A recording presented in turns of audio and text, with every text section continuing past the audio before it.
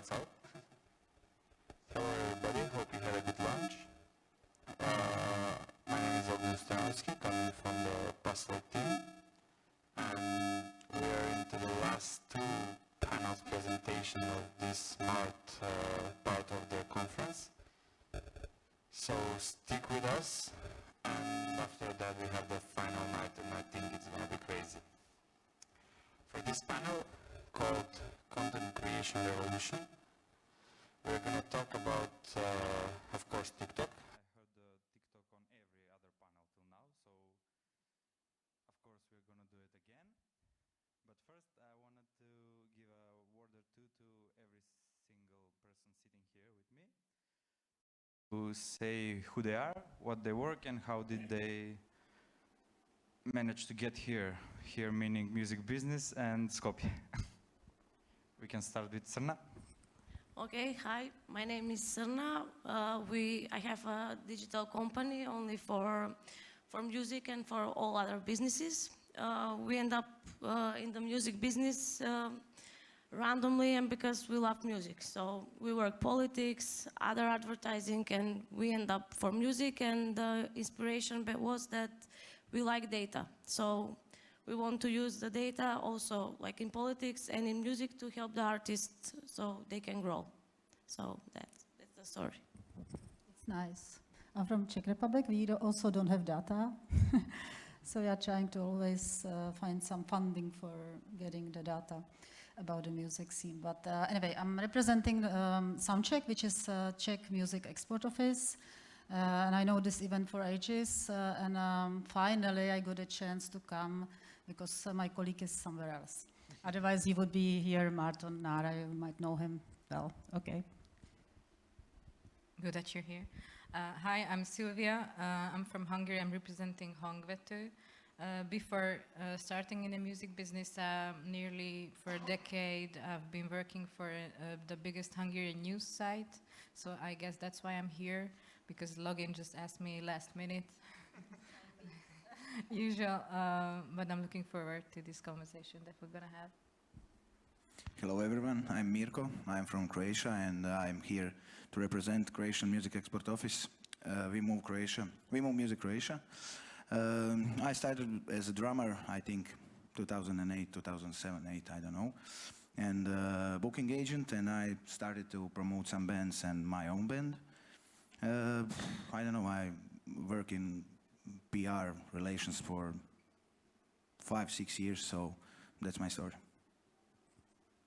Cool. Hi, I'm Alek. I work for Belay Music, #1 independent distributing company in the world for the Western Balkans region. I started my journey in the music biz as a nightclub promoter in my teens, worked for a major label for 8 years, and in between Believe and a major, I worked for in marketing for energy drink, the one that is actually supporting this conference here. Very nice people. Okay, thank you. I'm so glad that we have like people from 5 different countries and all from kind of like different companies and different things that are focused on. So I think we can get a bit more into, as you saw, we made this panel to be like a broad team because we wanted to just touch on that, what changed during these years with the content creation, and let's say to give a word or two on to young artists and young professionals, like how should they develop and how should they position themselves trying to build their careers. So I would start it off with like opening 2 different topics, and then we can maybe see what will fit us best. But first, as we talked before, like now we see people with 0 music experience getting big Spotify streams, YouTube views, and becoming big stars. As we talked, Fran Vasilic from Croatia, he's now appearing at Eurosonic this year, and he started like a TikTok star, and now he became a really successful musician, we can say. And on the other side, we have highly music professionals, high quality music professionals that can't something grasp the recognition that we think they deserve. So how did all this streaming era and all this content creation era affect the quality of music, in your opinion? Srna? Yeah.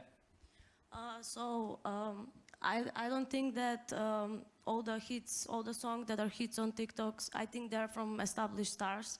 So, and if you want to break a song on TikTok, that's great. So my point is that, for example, everybody can be a content creator, but not everybody can be an artist. So for example, if you are a talented artist with hours of practice, I don't see a reason why you shouldn't use the social media trends and adopt and even try the breakthrough during that. I think that social media give access to every artist, so every artist should take advantage of that. Yeah, so that's my... Yeah, but before it was not that easy because the main media were like not having that much space for emerging artists and usually paid space, you know, so the new artists didn't really have money to support. So I think it's a great thing now that they can actually show everywhere you want and worldwide. So it's great, and I think it has no effect on the artistic level. Just maybe you have to have a good PRist, a marketing person, to choose the right channel for the marketing your creation. So I think that's the responsibility of the creator and the consumer at the end, but it's up to you which channels you choose.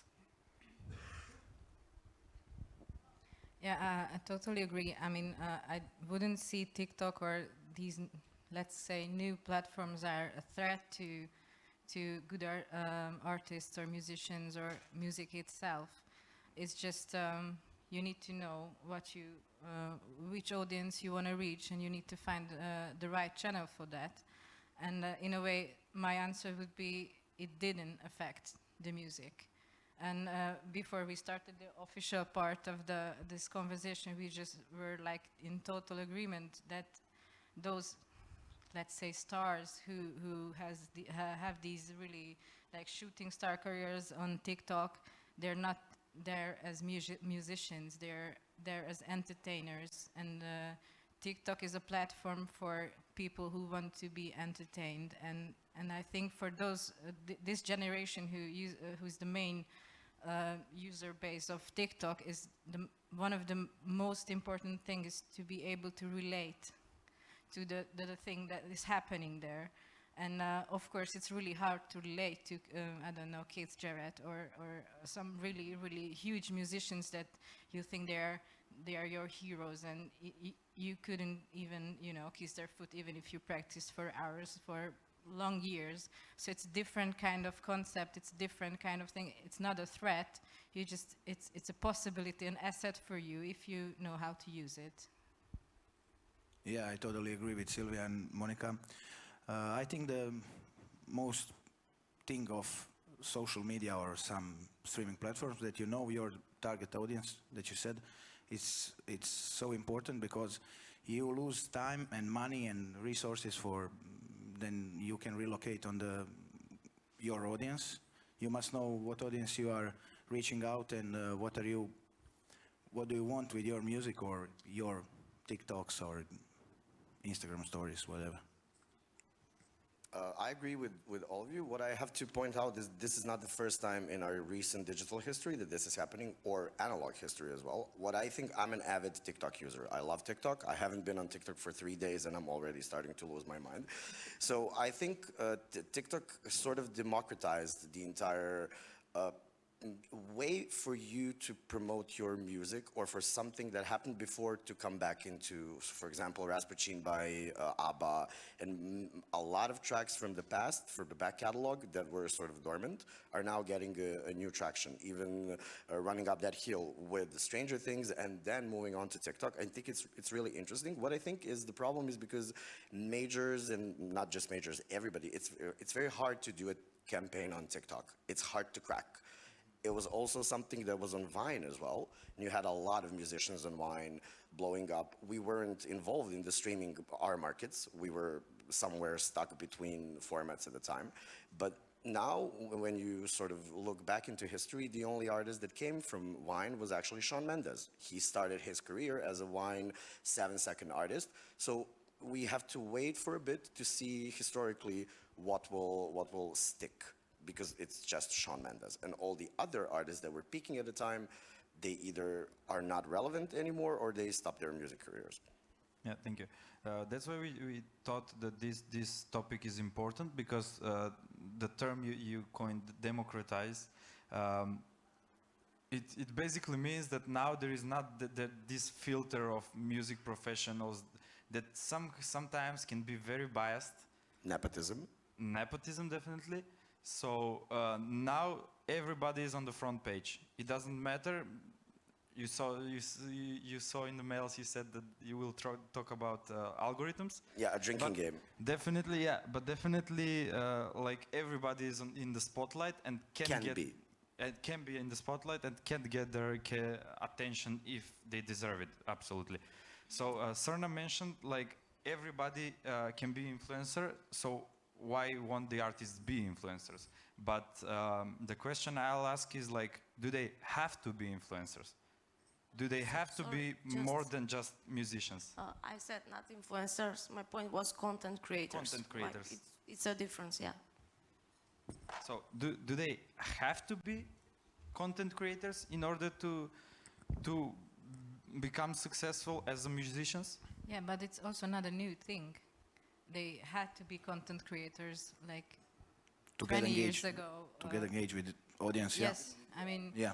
You created photos, you created videos, you created, and also it's like an evolution. The way TikTok is democratizing now, the internet did the same, like, I don't know, 20, 30 years ago. It's just, and it's really an interesting thing that majors cannot advertise at TikTok because they're not the content there. And people just, you know, scroll through. And it's really a big, I mean, a challenge for them at the moment, which is really like, ha ha ha. At least you have something to, you know. They cannot, because advertisement is not content, and the users of TikTok are not really open to advertisement on that platform because they want to be entertained. And I think if I can just jump in with an example. For example, we're all aware of the success of Sam Smith and Kim Petras' Unholy, which is like a biggest universal music campaign. It's not a universal music campaign. It's the fact that Kim Petras and Sam Smith are internet kids and they know how to do content. And now you have a first time in history, you have a non-binary and a trans woman in a #1 hit, which is crazy. If you think about it, 5 years ago, you could never have that. And that's just because these people know how to use the internet. And that's what scares scares all of us, because TikTok is so random that you cannot actually you cannot crack it. There is not like a equation to crack it. For now. But I think like the music industry is not an equation thing. It never was. Like, for example, Katy Perry would invest all of her money in her latest album, and then a girl from Australia, Lorde, releases her album, goes #1. Katy Perry doesn't get her #1. It's very random. It always has been. It's just on different platforms. Yeah, okay. Szilvia, you mentioned that nowadays the artists tend to be more acceptable to the audience. The audience likes to be close to the artist.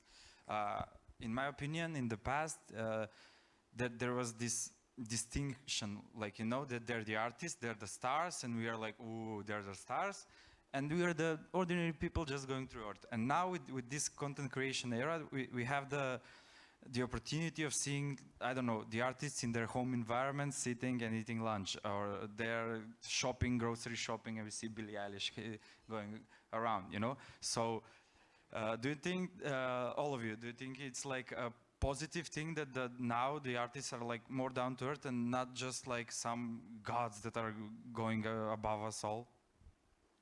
I still think that the artists were down to earth. I mean, throughout the history, it's just what they communicate about themselves, and I think that the audience can relate to a certain artist in ways like how they shop, how they, I don't know, care for their kids or their pets, or go out for a run. it's a more healthy relation than these superheroes and fame and fancy and, let's say, addiction and drugs and all the other things that we have this cult about huge artists who can do whatever, and then there are the plebs, the local people, you know, then admiring these big guys. Yeah, I think that is good thing for the audience, but heavier for artists because, I don't know, it's set up a story on Instagram, I'm in Walmart, and then, I don't know, 100 people will go to Walmart and go look for them. So I think they don't have any privacy at all. I think that's a big problem for them, big artists. Yeah, especially probably like the parasocial moment of it, you know. Many of the, especially young audience, I think it feels like they're their friends, you know, like real life friends. I think it's like that causes big problems, not only with artists, but also artists used to now stream on Twitch, you know, and they expect them like, why didn't you stream for 8 hours this day, you know? Why didn't you stream your Thanksgiving dinner, you know? And you have to apologize to your audience. I think it's the sincerity, because with all these, with Twitch, with TikTok, you can sort of as a part of the audience, you can comparing to other artists, you can see how sincere your artists are, and you actually have to be real than before, because your audience can easily crack you. If they're your super fans, they can understand this, and you can see this in all the markets and in Serbia as well. You have like brands like Samsung giving up their new phones to influencers, and they're iPhone users, so they post all the photos with Samsung Galaxy Z Flip, and then you see them in the audience with an iPhone. So they're not sincere, and now you have the audience actually cracking all of this. So I think the proximity to your audience is, to answer your question from earlier, do you need to be a content creator and influencer? I think you need to be very close to your audience in order to succeed, and you have to be very careful because the audience is getting smarter, and you have to be more honest, so you don't end up writing notes app apologies and screenshotting them and posting them on Instagram. Yeah. You opened a good theme, because I feel like in the past, many of the, especially alternative artists, were seen as traitors and sellouts if they promoted something or they made an ad public, you know. Now we have all those rules that they have to say #ad, but people seem to like endorse it, you know. People seem to like, come on, do an ad, why don't you do it? They give you $2 million, you know. So maybe this parasocial moment that we are talking about, it even translated into that, you know, that they're like pushing their artists to be like, come on, hey, you're doing an ad for Pepsi, that's a good thing, you know. Is that changed? Do you feel like before it was like, now you're a sellout, don't do ads, we don't want to, I don't know, behind your screen to have a logo of some brand? I would say just the audience became more brand sensitive, like it's a statement which brands you stand by, and it's also like a threat and a plus as well, because you can make a statement with standing in for a brand or having a partnership with a brand, but you also, there is a threat that you kind of demolish your own brand if you choose the wrong one.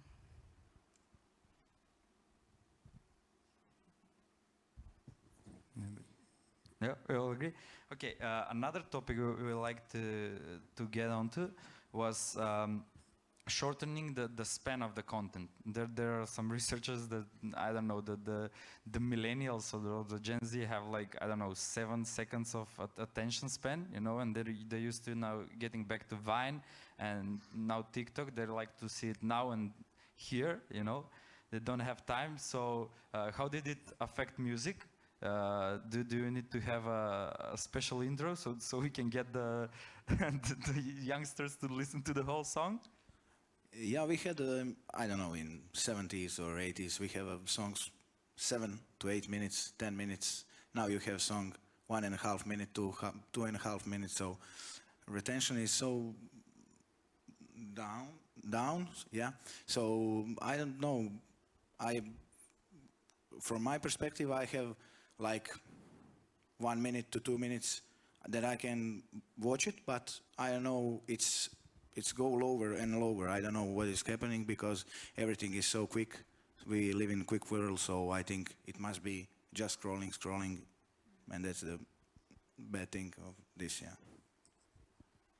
Actually, I just read that 80% of the TikTok content is muted when people scroll through, so they just don't listen to it. That's why, I mean, text, they write all the lyrics over the video because they just don't listen to it. So if you see TikTok as a platform, there it's not about the music, again.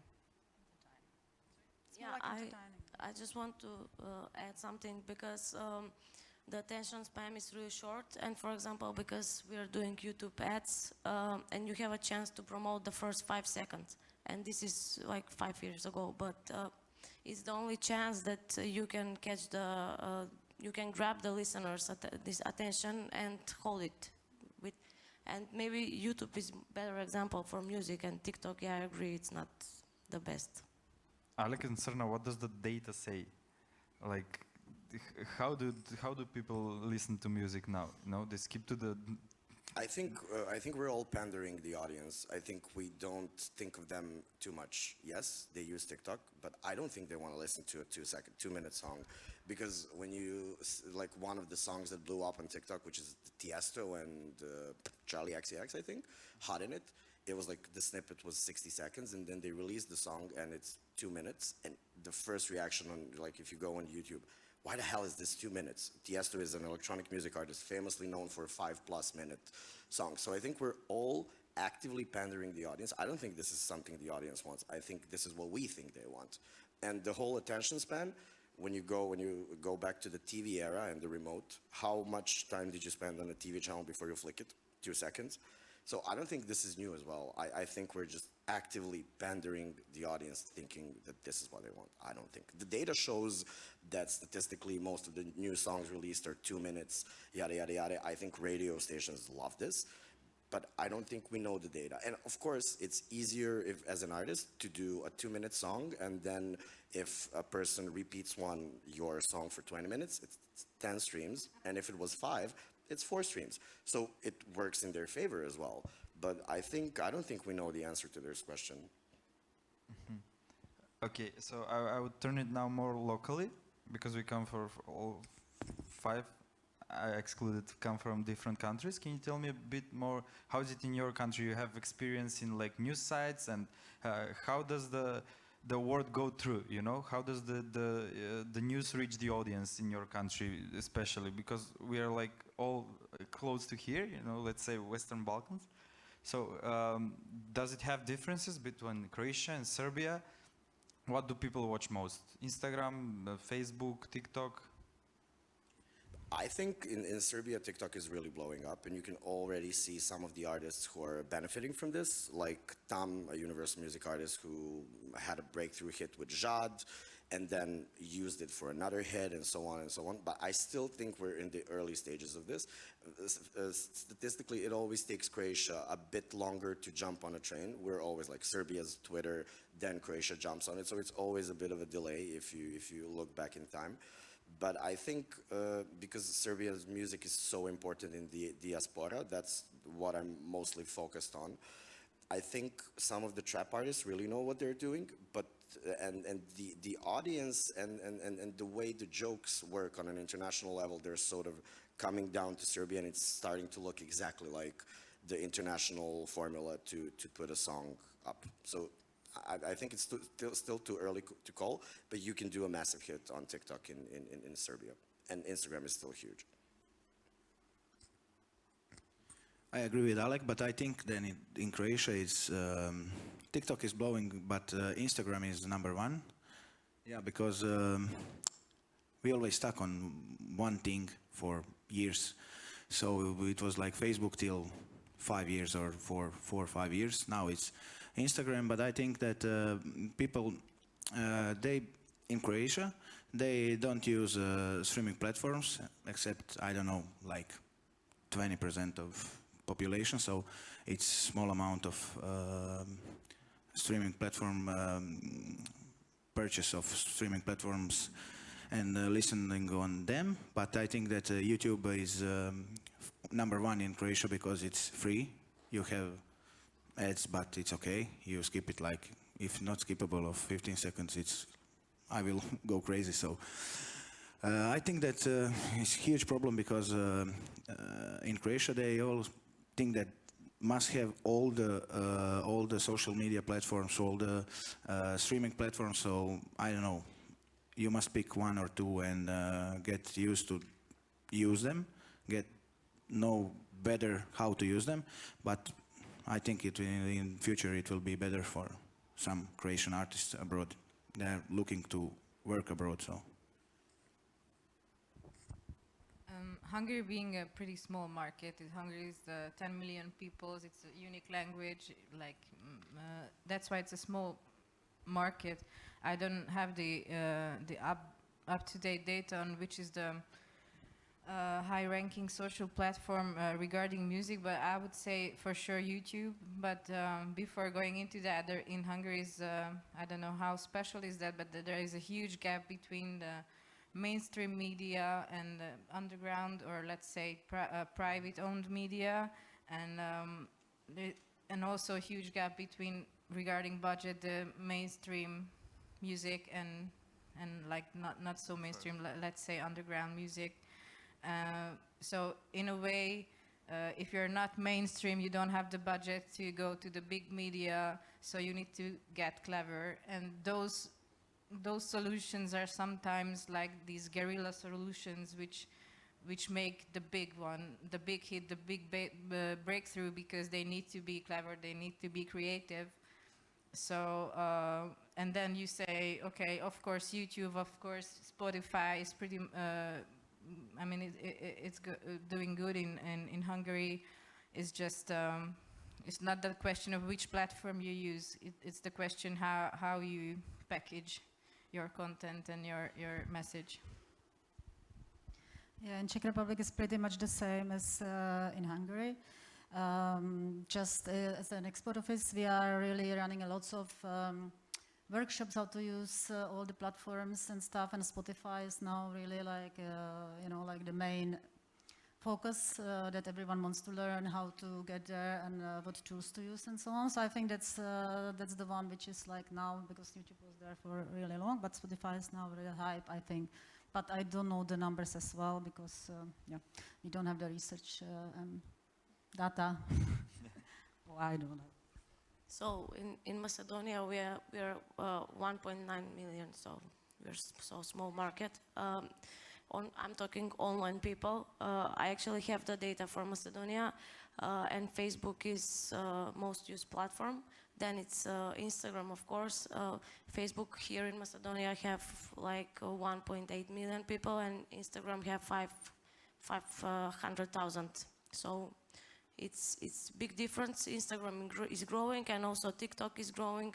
I noticed that Spotify here is also growing with Deezer. So we're slowly going somewhere. Yeah. Yeah, the more south you go, the more sad it is. You know, it's a known phrase. Yeah, I lost my mind. We talked about the point of like on the previous panel we listened. Our guest from UK, Sils, said that she read a poster of a band playing in a club at her place, and she was like, "Who the hell is this?" And then when she listened to the song, I was like, okay, I of course know this song. So it happens a lot nowadays, and it happened before, even with the radio, as Szilvia mentioned when we talked before. But how are the artists supposed to convert it into like real life audience? Okay, they have the views, okay, they have the traction on whatever media they have, but what do you think is the right path for them to convert it to like a real life audience that would actually come, buy ticket, buy beer, and watch the concert? I think it's jumping on a trend. If the song is part of a trend, you should embrace it. You should be playful. If it's in your artistic nature to be a playful artist, if this is not something that you do, then you hope for the best. But if you have the capacity and you have the knowledge and the team to be creative, jump on the trend and play along with it, because it can benefit you a lot. Also, I want to add, like, you have to find the real listeners, as they said in the previous panel. You have to find the real audience and the listener who listen to your song, like back in the days when we listened to records and we cannot skip a song. So, and if you find listener who go through the whole album, then probably he gonna give money for the concert. Yeah, I think that what Alek said, you mentioned Fran Vasilic before. Yeah, he's that guy that we talked about, but not the song that you heard somewhere else, then you know it from TikTok. But he's a guy that blew up with TikTok, and now he had to play live gigs. He don't know it will be 10 people or 100 or 1,000 or I don't know how much. So he announced tour. We will see now how will be on tour and how much real users or listeners of your audience will be there. So I think that's the good starting point, because you must play live gigs for take that audience with you, and they will follow you if you are really, really good to them. So I think that live gigs will show what are the real numbers and how much people will pay for the ticket for that gigs. I would say, for example, let's say I'm a musician, I'm on TikTok, and I'm an emerging musician, let's say, and I do a video which goes viral where I don't know, walk my dog, and then people start to realize how cute my dog is, and my songs are great, and everybody loves it, and maybe next time, or my first concert in front of a live audience, I would bring my dog. And make him a profile on TikTok. You know, just... And make him profile on TikTok. Yes. Yeah. Yes, so make the connection, because use it as an asset. It's that simple for me. Yeah, but does that mean that they break the point of like music and being an artist and just becoming one big like reality show, you know? Does it happen now that the dog is the star and not the person himself? Yes, it does. And that's okay. Mike. Okay, we wanted to touch the topic of like people tend to believe that they're content creators and influencers very much, and they tend to like use the products they sell. They tend to like believe them. Can we say even more than journalists themselves? You know the topic of fake news. We know the topics of like having troubles knowing what's good, what's bad, what's true, and what's not. So who is responsible? Who is to blame for everything bad that's happening? You know, like I don't know. They banned Donald Trump from Twitter, and now he's not a content creator. You know, who was to blame? Donald Trump? It was to blame the Mark Zuckerberg, or it was to blame the young audience that doesn't know to realize what's good and what's not? Media, traditional media, that has famously in the past couple of decades, I'm gonna use a bad word, fucked it all up. We were trusting so many media outlets, they sort of repeatedly showed us that this is, I'm talking about Serbia, I'm talking about the Western Balkans region. We lost trust in a bunch of media outlets, and we're just trying to find a different source of information. And also Google, for example, I spoke about this with my colleague yesterday. I don't know if you know, but the research shows that all the Gen Zs are actually using TikTok to search for things. So if they're traveling somewhere, like travel locations Barcelona, they go to TikTok because there are no ads. Like if you go to Google, and have you tried Googling something recently, you need to scroll and scroll and scroll to get to the result, which is not SEO and not, so I think Google also with their advertising agenda also didn't really do the benefit to their own. So that's why any alternative is something that people are jumping on very easily to try it. And that's how content creators become a relevant source for, I don't know, I watch a content creator for perfumes. I love perfumes, and I have 3 content creators that I go for to have a review of a perfume, because I don't trust the media because of it. I know I sound like a paranoid person. I don't trust the media, but I just, like, when I go, these are not the relevant sources for me anymore. So media. Yeah, but you shouldn't read the news from TikTok, I guess, yeah. I don't think that people do that, but apparently they do, yeah? I do it, yeah, and I say I read it in an article, but I actually watched it on TikTok. No, but you can actually, no, I'm one of those people, but you can actually find, of course, you don't trust every TikToker as much as you don't trust every news source, but this became a totally different source mechanism that people are now using, and you can actually hear a lot of very smart stuff there that you cannot read in New York Times, or you can read it in New York Times, but you cannot read it in some of the other media outlets. Yeah, but I was referring to news like articles and research, yeah. There are a lot of great journalists on TikTok doing their own independent research about what's happening in Ukraine, in Russia, in Serbia, and you can see the same sort of production value that you can find in a news outlet. You can sort of see it in a TikTok from them. Of course, you trust this journalist, so that's how you come to this material. Yeah, but I think in Croatia, I think also in Serbia, and I know in the West Balkans or Balkans, is the media, it's copy-paste media. It's not a research media or anything, it's copy-paste. If you send them, I know, some press release for the artist, new single is out, check it out, and it's good rhyme. You heard it? Yeah.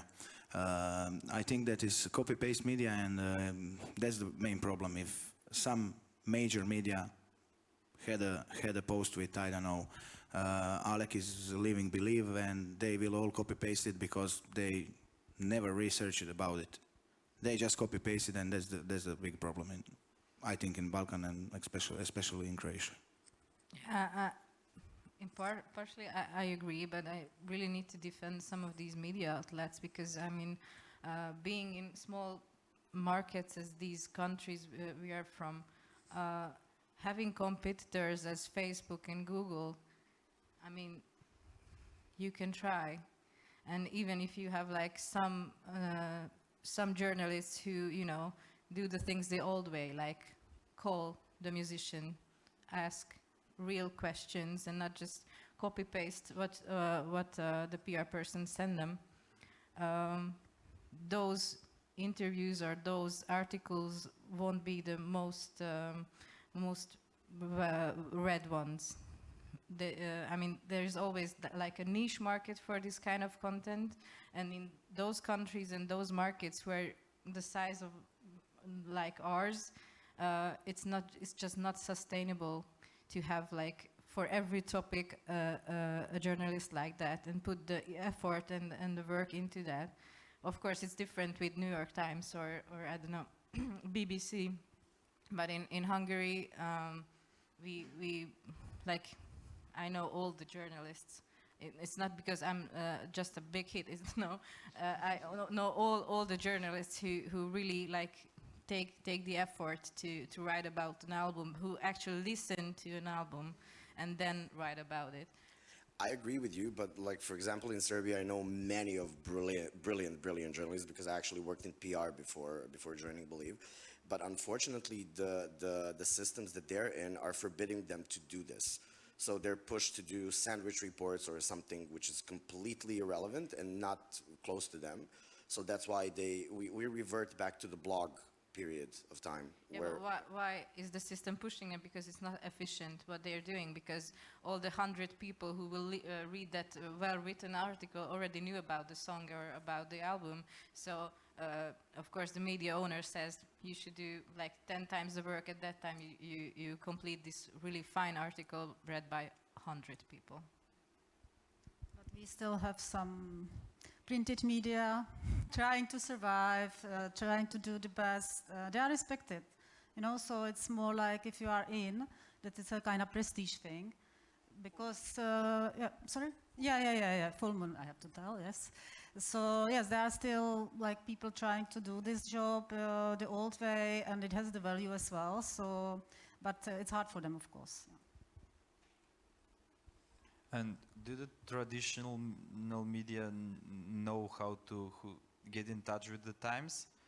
Do they know how to appeal to young audience and to appeal to the kids who are supposed to, like, they haven't ever read a newspaper and they haven't ever tried a radio station? For example, a thing that pops into my mind is like podcasts. Podcasts kind of bring the radio vibe back, you know, because I believe that radio was like in a big decline before that, but podcasts, like, I think that most of the people now enjoy listening to podcasts. So do the traditional media know how to get informed into the time? You asked two questions. The first one, yes. For example, in Serbia, traditional media is really trying to flirt with this new age Gen Z thing. They're hiring TikTokers to do the morning news and so on and so on. And actually, when I worked in marketing, all the research, because we all love to say nobody watches TV, nobody's listening to. That's not true. The research is telling you that even the 18-24, 16-24, they're watching the TV. And if you see the #1 stars in our markets, they're still either coming from a TV show or in some way related to a TV music talent show. So yes, the TV is still trying to keep up.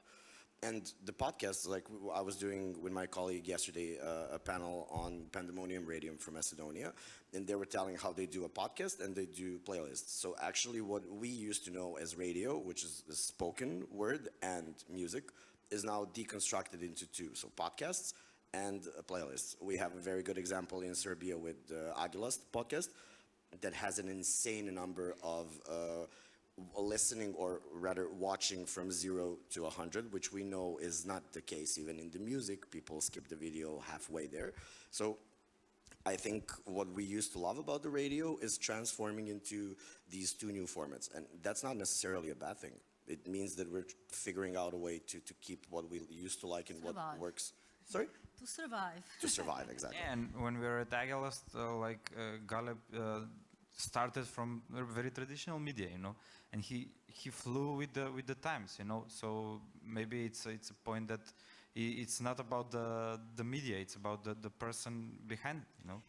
Exactly. He also comes from traditional media, from TV, but it also took him a lot of time to get to a point where he is, because at the energy drink company that I worked before, we sort of invited him and said, we want to invest in you. And he's like, but I have zero, I have terrible numbers. We're like, yes, but this is something that we believe could work in the future. So it's not always data-driven decisions. You have to think about the gut and what could happen. And to be honest, Agilast is an isolated example. There is not a similar podcast in the region that works like that yet.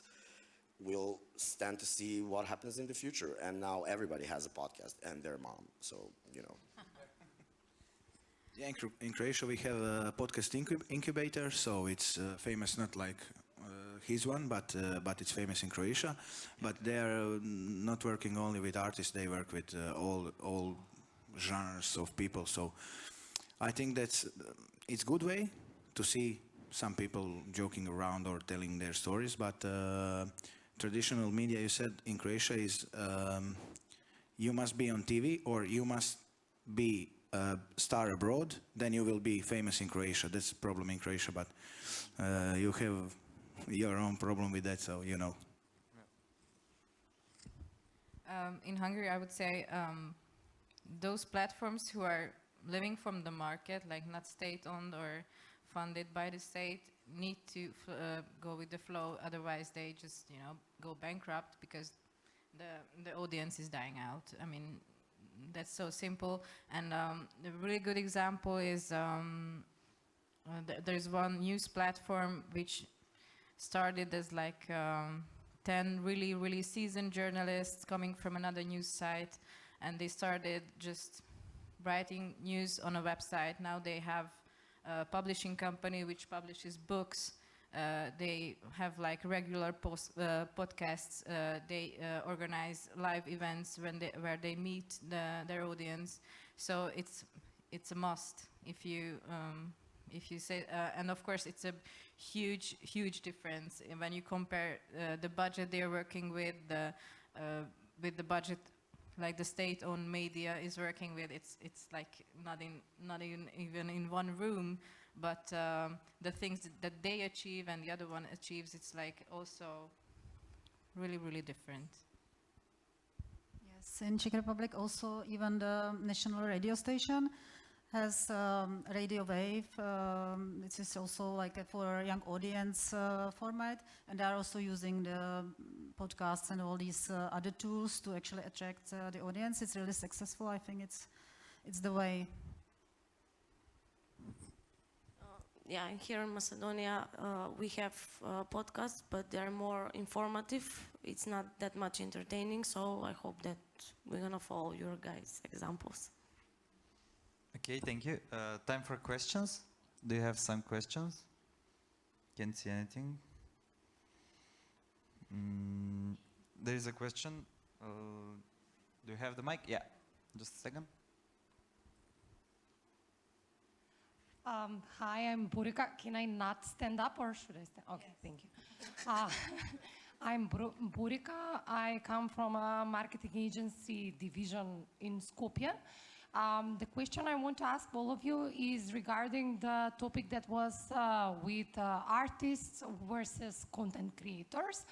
So what I see is that we have 3 different situations. One is that the artists must be present on social media and create content.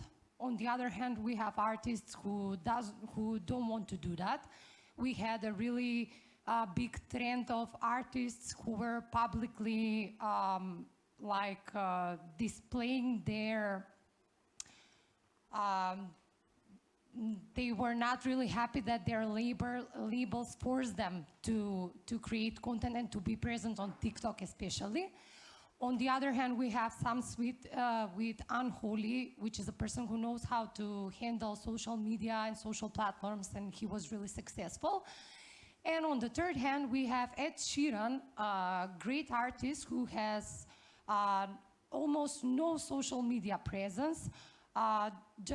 He does only campaigns before he publishes an album, and he's really successful. He's the #1 streaming artist, top charts, blah blah blah. So what is the conclusion that we can draw from these 3 really different situations, and how the artists should be content creators, not be? How should they work the social media? And again, whether the burden of creating content should be on the artists themselves or the media team and marketing team that are standing behind them. Thank you.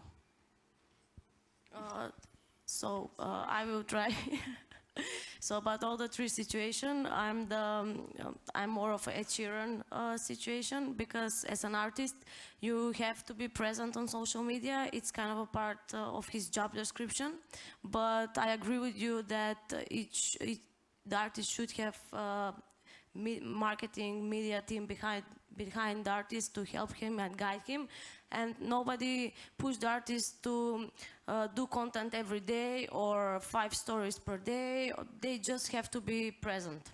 So I think all of these 3 situations, I'm a fan of Ed Sheeran, because he's doing music, he's artist, he's musician, but he's also present, and actually he's present in the most important time when he's releasing an album. So I would say avoid situations where anybody's forced to do anything. So even if an artist is forced to do something on social media, it won't work. I mean, the audience is big enough and the audience is clever enough to see if it's authentic, then it works. So pushing it won't help. It's just adjust the expectation to the things that you're willing to do. So if your artist wants to be the next Ed Sheeran, then maybe he or she should consider going on social. But if her or his art is more important in a way that he or she just wants to share it like on live acts, that's fine as well. You need to find other channels and sources. So it's there's not like an ultimate set for everybody. you need to find what fits best for your artist. And I'm sorry, Ed Sheeran, I think that's a completely different thing. How he got to do the concerts with Taylor Swift and stuff. So it's a different story. It's one of a kind. I wouldn't use that as an example. Yeah, but I think I agree with you. But I think that content from artists must be honest, and that will audience recognize that, and that will be okay. But when you mentioned Ed Sheeran, he played, I think, like Szilvia said, with Taylor Swift and some big names before he was Ed Sheeran, and he was playing like every day on the street, every gig that it's like I will play everywhere. That's the, I think, better way, but much slower way than this quicker way today in social media, or I don't know, TikTok, Instagram, and examples like that. But I think my also way is Ed Sheeran's way, because I think that it's important to have smaller steps but stronger steps. That's my opinion. From my point of view, I think it's really up to the artists, where the artist wants to go, how to do it, which way. I think it's pushing is absolutely not making sense. The same as the art itself. It has to be honest. If it's not honest, it's not gonna work. So it's easy. The question is answered. I think to jump on the Ed Sheeran topic, I think and to answer your question from 20 minutes ago, he has support from traditional media. He is pushed by the BBC in a way that only Adele and maybe Sam Smith are. So in that way, I think the bigger question is, how big would Ed Sheeran be if he was to use all these social platforms? So I think he could go a step further, maybe. I'm just speculating here. Record labels and media company and like music companies pushing artists to do TikTok is sort of sounding similar to me like pushing artists to do interviews, and then you have a bad interview on TV or on YouTube, and it can really fork up your entire career.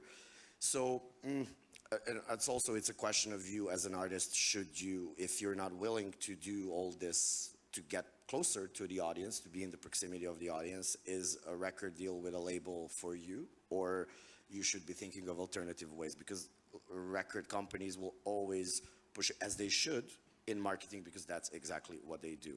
And you as an artist shouldn't be forced into anything, of course, but it's really tricky. And unfortunately, to come back to the point from earlier, nobody still cracked all these new platforms. So they cannot give you like a blanket, do this and that, and then it will work. So even if you try a campaign on TikTok and it doesn't work, you as an artist who was not willing to do it, because you have examples of artists in Serbia who were not really willing to go to TikTok and play along. I can remember Mimi Mercedes on top of my mind, and then she loved it because it worked. And now she is one of the best people on TikTok, because yes, she was pushed into it, but it worked. So it's unfortunately, there is a huge random factor in here. Szilvia, wanted to add something? No? Yeah, I want to add something about the content. For social media, it's not cracked, but actually, if you put more content, you get better reach. And if the content is good, then the reach is bigger. So the social media platforms push you to give them more content, so you become bigger on all of them. So that's kind of tip for social media. I just wanted to add that it's interesting that even no posting is some kind of like content creation, you know? Many of these stars have like 0 posts or 2 posts and then delete them and put a star, and I don't know, they're following one person, then they follow another, and that's their brand, and that's it. So it's interesting how it evolved in like no posting became like an anti-content creation. Yeah, you have some, I don't know, artist profiles on Instagram, especially. You have like, I don't know, 1 million followers, but 0 posts. Just stories, and that's it. That's some side of that artist of creation. It's insane, but I don't know what to say. But you don't have any posts, you have 1 million followers. It's insane. if I can use a funny example, there's a girl on TikTok who was randomly followed by Microsoft. So they followed 0 people, and they followed like somebody fucked up, and she's just like a random person. And that became her whole identity. If you go on her TikTok, now she's like, hi, I'm the only girl followed by Microsoft. Microsoft embraced it, started sending her custom Xbox fridges, custom Xbox joysticks, and so on and so on. Internet is so random, and you should embrace it if you want to live today. But also, there is not a single way to be an artist. Like you don't have to have internet presence, or you can be Lana Del Rey, who is terrible live, but is great. I love listening to her. Like there is so many ways to be an artist today, and we shouldn't compare them to each other that often, in my opinion. So how to crack that? Big challenge for the young artists. Any other question? Yeah. Hi, I would like to know, do you have like any information about NFTs and the music business? Because as I understood recently, it was launched a marketplace for music royalties. So basically, it's becoming a huge thing in the industry. So does any of you know more about this? Have you dealt with NFTs, or what information do you have? I know 0 about crypto and NFTs. It sounds like astrology for straight people. I We're the read it Balkans yesterday, actually, the article that you're talking about. Yeah, but I'm still processing. But yeah, I think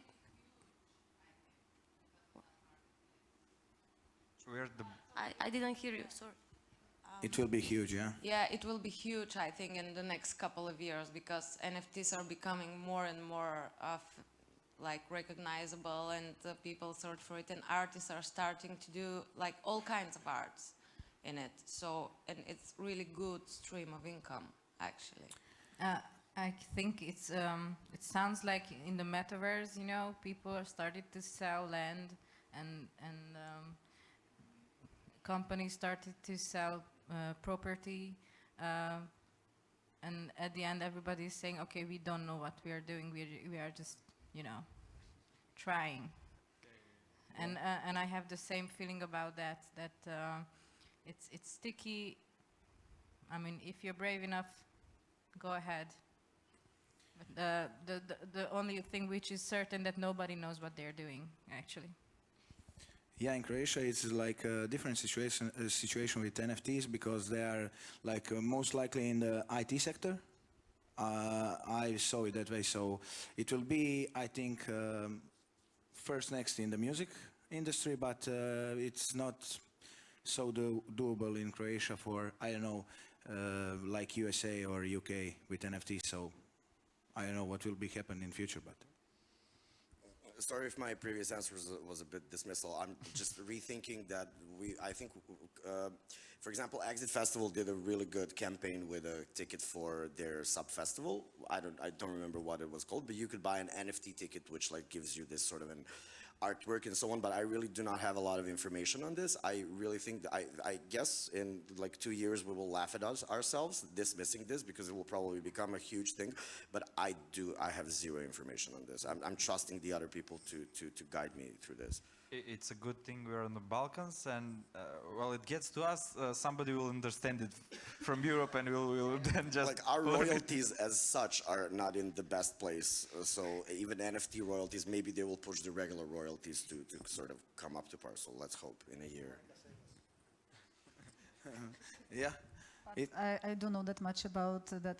The same as you, that I know in different fields this is happening, but music. Yeah, but will arrive sooner than Croatia or Macedonia, Serbia. So you will tell us. I will call you. Don't worry. Probably help you.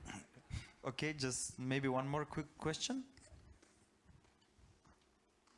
If not, I'll ask, can you kind of just make, just for the video, a wild guess what the next era is going to be? Is it TikTok going to be like popular for 2 or 3 years? Will we all have NFTs at home, sitting in our laptops? Can you just make a wild guess, and then we will play it at the 20th edition of PIN? It won't be Twitter, for sure, if it still exists. I think, and this has been said for the past 15 years, VR is the best new thing. Didn't happen. I think it's gonna, because the metaverse is real. I indulged myself by playing Fortnite, by going to Travis Scott concert and to Ariana Grande concert in a video game. I think more cross between digital and analog will happen, and I think VR will be a gateway to that. I was just in Barcelona on a Dali Cybernetic Experience museum, and it's honestly the best thing that I've seen so far. So art and technology merging together is the next big thing, but I will still keep on scrolling my TikToks every night to keep at peace. Yeah, I agree with Alek. I think it will be huge thing, but I must mention in COVID time, my colleague and friend Ante Zvonimir Stamac also from Music Export Office, Croatia, arranged it. We think, but it was in media, first VR virtual reality concert in Zagreb. It's a remote festival, like 2 days festival. It was like it was like we are doing this all the time because it's go all smooth because they have so much experience in the concert management, stage management, and audio-visual management. So I think it will be a huge thing in, I don't know how much years, but Okay, it will be. so Alek VR, Mirko VR, yeah. Szilvi? I would go for metaverse as well, but I think there's still a chain, missing. The technology is not affordable enough at the moment. So there needs to be like a technical switch or like something which makes it more affordable to a broader audience. But I also think that it has of course, it has its limitations. Of course, it doesn't have a limitation, but in a way, how people can exist in a metaverse. I just had an experience about that, like people going to a party in the metaverse. How big is the party? How many and the possibilities that you can go to a concert or a party in the metaverse. But still, I mean, after COVID times, I think we kind of know that that's fun for a while, but then when you go to a live concert, that makes the difference. So yes, metaverse. Absolutely. Monika? I agree, but I would like to be more positive in a way that during the COVID, young generation stopped going to the live events, which also in the last panel was mentioned, and it's actually true. So I would like, or I wish that it would change and we would bring the young audience back to life. So that's my wish. So now we're in Macedonia, so we'll just wait for the others. I have an interesting, because I'm electrical engineer, so my mind is going robots and artificial intelligence recreating Whitney Houston voice or some big voices. So I'm hoping for that in the next year. Thank you very much, everybody. We'll have to run from here. Sound checks are starting in like 5 minutes. You can check out the last presentation of this conference. Thank you. We Move Music is up for 15 more minutes, I believe so, in the Makaca Gallery.